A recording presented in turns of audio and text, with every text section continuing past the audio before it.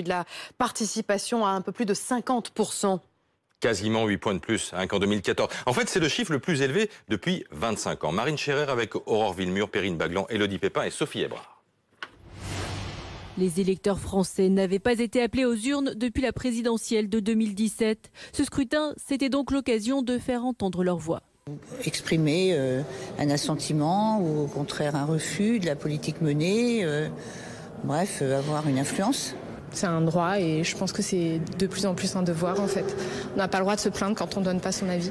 Mais il est important surtout de donner l'exemple aux enfants, de leur dire que notre voix est très importante. Hier, le taux de participation a été de 50,12% selon le ministère de l'Intérieur, contre 42,43% lors des dernières élections européennes. Une augmentation que n'avaient pas prévu les sondages. Finalement, 61% des électeurs ont voulu apporter leur soutien à une liste.